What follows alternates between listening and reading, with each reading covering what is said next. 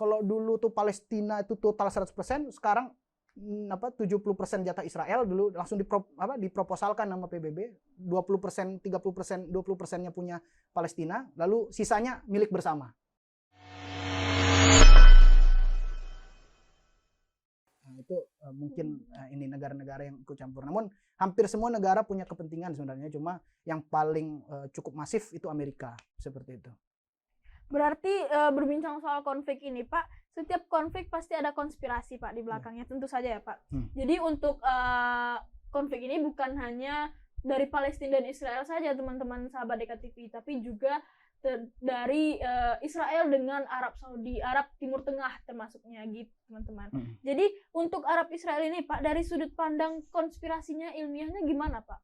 Kalau konspirasi itu kan kita berusaha untuk mencari tahu gejala.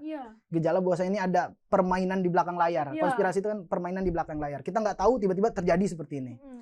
Nah, yang harus kita akui bahwasanya konspirasi yang bermain itu cukup banyak.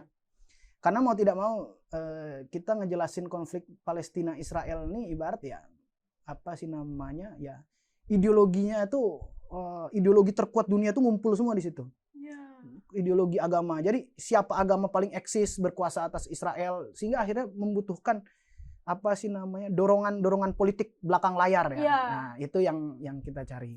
Nah, cuma emang yang harus kita akui sekarang itu ada namanya sekarang itu dikenal sama Donald Trump yang pertama kali memperkenalkan namanya Deal of the Century.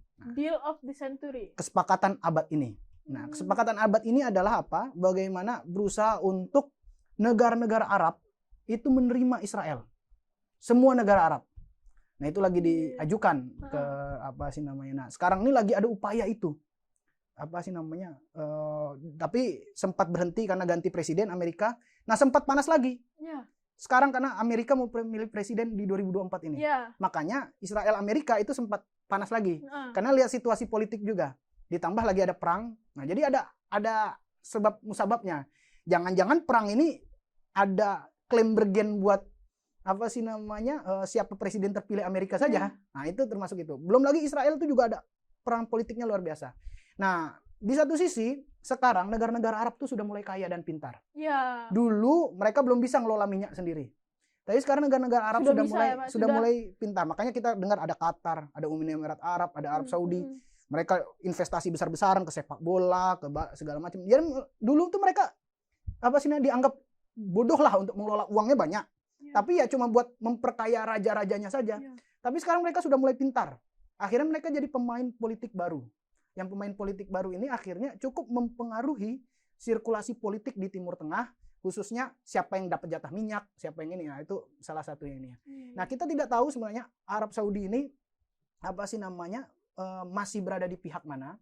Tapi dia sudah mulai memasang hitung-hitungan ketika dia dukung Palestina dia dapat apa, ketika dia sedikit, walaupun dia nggak boleh terlalu pro Israel, karena masyarakat Islam akan ngamuk dan akan kehilangan kepercayaan, sedangkan raja-raja Arab itu anti sekali terhadap Israel, itu akan menyalahi seluruh kodrat kearaban ya bahasanya.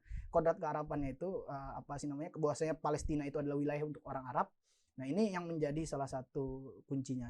Cuma emang ya kita tidak bisa memungkiri bahwasanya pengusaha-pengusaha yang sekarang bermain itu luar biasa. Pengusaha-pengusaha Yahudi segala macam itu juga termasuk yang berpengaruh. Jadi banyak sekali operasi-operasi belakang layar ya yang sekarang belum ini. Belum lagi sekarang Hamas atau kekuatan politik Palestina itu juga udah makin menguat. Makin menguat. Jadi bisa mengimbangi lah walaupun Israel masih terjadi perang asimetris. Perang asimetris itu perang nggak imbang. Asimetris itu kalau simetris itu kan ini kan tidak seimbang berarti jadi masih ada yang lebih kuat banget, yang satu lagi ditindas. Nah, itu namanya perang asimetris. Nah, cuma kita dalam kajian ilmiahnya kita cuma bisa menerka-nerka gejala. Oh, lagi ada pemilu. Loh, lagi ada ini. Oh, lagi ada ini. Oh, kenapa perangnya ini? Kenapa perangnya lama? Apa yang ditunggu? Kenapa nggak cepat diselesaikan? Kenapa nggak gencatan senjata? Kenapa Hamas masih punya senjata? Nah, ini terus ada semacam gejala-gejala yang kita harus baca. Apa yang dimau dari negara-negara ini, khususnya yang sekarang pemain penting itu Iran. Iran ya, Pak? Iran dan Arab Saudi ini bersaing karena Sunni Syiah. Iran ini mendukung Hamas dan juga mendukung Palestina ya dalam tanda kutip. Juga ada Hizbullah Lebanon. Coba kita panjang ngejelasin aktor-aktornya itu terlalu rumit gitu kan. Cuma intinya Iran Arab Saudi ini juga dalam tanda kutip ya beda geng, karena kalau geng agamanya itu satu Syiah, satu Sunni, tapi secara politik pasti mereka nggak pernah ketemu. Ya pernah sih ketemu 1-2, tapi kalau misalnya pasti bentrok ya, Pak. Iran ke sana, pasti Arab Saudi ke sana. Nah, itu kayak terjadi di Yaman. Di Yaman itu Arab Saudi dukung pemerintah Yaman, Iran dukung saingannya. Nah, mereka perang saudara. Wah, sengit sampai nggak juntrungan sampai hari ini gitu kan. Nah, itu selalu kayak gitu. Nah, ini yang kita membuat, jadi ada asumsi kayak gini, Arab Saudi ini kan anti Iran, sekarang Iran dukung Hamas. Berarti Arab Saudi, nah ini hitung-hitungan jeleknya nih. Cuma itu terlalu spekulatif dan nggak mungkin ini. Ini makanya ada perdebatan yang sengit kalau kamu ikut kajian di YouTube ya. Sekarang tuh antar pendukung Palestina aja ada beda versinya. Pendukung Palestina yang emang sama ke Iran, satu lagi pendukung Palestina yang Arab Saudi. Coba kamu cari itu. Termasuk dosen saya yang berdebat tuh, dosen di Unpad saya dulu. Budina Y. Sulaiman yang dukung Iran lawan dosen yang lain yang pro Arab Saudi. Jadi itu agak rumit itu. Berbeda arah gitu ya, Pak. Cuma ya kita nggak bisa nebak-nebak. Iya. Nah, Pak, terakhir nih, Pak. Baru-baru ini Pak, kita viral juga, Pak, di beberapa platform media itu tentang Amerika yang mengambil alih Palestina ini dari Israel, Pak. Sementara Amerika ini di belakang Israel itu sendiri, dan juga mendengar kabar bahwa Palestina ini udah merdeka karena kemarin itu ada beberapa PBB ya, Pak. Itu bagaimana, Pak? Iya. Jadi emang di PBB sekarang ini Amerika juga, kalau kamu tahu sekarang lagi viral. Kampus-kampus di Amerika itu lagi ngadain demo besar-besaran. Coba kamu cari wisuda-wisuda yang pakai bendera Palestina. Itu lagi viral tuh. Nah, itu masyarakat Amerika sudah mulai membuka mata. Dia mendorong pemerintahnya, bahwasanya pemerintahnya jangan mendukung genosida ini. Ini akan menyalahi Amerika yang dalam tanda kutip itu sebagai superhero-nya dunia. Ya kan, karena mereka biasa bikin Superman, Batman. Nah, mereka tuh harus jadi superhero kalau di dunia. Makanya jadi polisi mereka tuh. Berusaha mendamaikan sini, mendamaikan situ. Nah, tapi masa Palestina Israel nggak bisa kan? Mana Black Panther-nya mana nih kan? Kapten Amerika yang mana? Jadi filosofi ideologi superhero-nya itu dipertanyakan. Akhirnya masyarakat Amerika tuh bangkit, banyak demo, mulai bangun kesadaran, dan akhirnya di kampus-kampus. Nah, akhirnya dorongan itu membuat Presiden Amerika juga mulai sedikit mewanti-wanti karena Israel mulai membabi buta. Kalau makin membabi buta, Amerika ngedukung. Sampai batas mana dia mendukung Israel nih? Ternyata sudah sampai pada batas tertentu juga. Amerika hilang kesabarannya. Buktinya adalah Amerika mengirimkan bantuan yang dari langit tuh. Pakai helikopter, pakai parasut ya. Iya, jadi dilempar-lemparin parasut tuh kan. Itu bukti bahwasanya Amerika sekarang sudah mulai peduli terhadap konflik yang ada di Palestina. Dulu dibiarin aja perang, tapi perang ini lama, dari Oktober sampai sekarang bulan Mei. Udah masuk hampir setahun ya. Ya, mau masuk setahun. Bayangkan perang paling lama nih ya. Dan perangnya asimetris lagi. Tidak seimbang, tidak seimbang tadi gitu kan. Nah, itu yang membuat akhirnya Amerika pun akhirnya mengambil posisi, dan ini terbukti juga dalam beberapa hal sidang PBB, walaupun Amerika juga masih menolak Palestina masuk PBB. Kalau Palestina masuk ke PBB, berarti tandanya Palestina berdaulat sebagai negara dan Palestina punya hak untuk menjalankan pemerintahan tanpa diatur dan dikurang-kurangi wilayahnya. Karena konflik hari ini tuh dikurang wilayahnya. Jadi ibarat udah dikasih rumah, udah diakui, oke lah kamu punya rumah situ, tapi bilang dia lihat kayaknya sawah sana bisalah kita ambil dikit, geser kali. Geser kali. Nah, itu yang terjadi terhadap konflik tepi barat. Jadi konflik pemukiman tepi barat. Jadi orang-orang Yahudi makin memperluas. Nah, itu yang konflik yang sampai hari ini jadi konsen gitu. Konflik yang jadi konsen. Cuma ya sekarang Amerika sudah mulai sadar, makanya terjadi ada konflik terbaru nih, baru 2-3 hari lalu, namanya konflik Rafah. Gerbang Rafah. Tiba-tiba Israel berusaha mengambil alih jalur terakhir di mana barang masuk. Gerbang Rafah itu di perbatasan Mesir, di mana barang masuk buat bantuan Palestina itu mau direbut oleh Israel.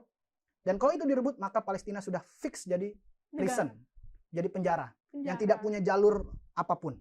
Kosong, semua jalurnya tertutup, khususnya Gaza ya. Kalau ke Palestina itu ada 2 wilayah. Ada satu namanya Gaza, satu namanya tepi barat. Tepi barat itu sebelah sana lagi. Tapi tepi barat itu yang tadi konfliknya. Kalau Gaza itu wilayah kecil, tapi itu wilayah yang cukup sengit perlawanannya karena berbatasan langsung dengan Israel. Nah, itu yang jadi salah satu bukti bahwasanya sekarang Amerika sudah wanti-wanti jangan sampai Israel merebut Rafah. Kalau merebut Rafah, game. berarti over. Udah tidak habis. maksudnya tidak ada lagi jalur kecuali perang habis-habisan. Tidak ada jalur kemanusiaan lagi, dan Amerika tidak bisa melerai ini, dan agak susah untuk memasukkan infiltrasi pasukan, dan maksudnya tidak ada lagi kata gencatan senjata, mungkin akan perang terus-terusan, dan ini yang tidak diinginkan. Dan Amerika berusaha untuk tetap dalam tanda kutip menjaga marwahnya sebagai polisi dunia. Jadi superhero dunia. Superhero dunia. Dia karena banyak melahirkan Hollywood ya, superhero.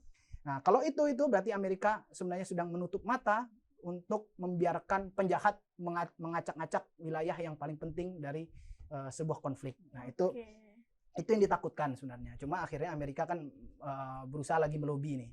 Lagi lobi, dan sekarang Israel pun juga berarti lagi narik harga. Jadi politik itu biasa masang bergen, masang harga gitu kan. Kasih saya ini, kalau nggak saya ambil ini. Nah, kayak gitu. Oke, saya ini, tapi kamu jangan begini. Nah, itu politik itu selalu tentang tawar-menawar. Nah, sekarang saya nggak tahu Israel dan Amerika ini kenapa kelihatannya ribut. Berarti ada proses tawar-menawar di belakang layar yang terjadi. Ya, cuma itu yang belum kita ketahui, seperti itu. Oke, Pak. Oke, Pak. Sekian dulu, Pak, bincang-bincang kita tentang panjang juga ternyata.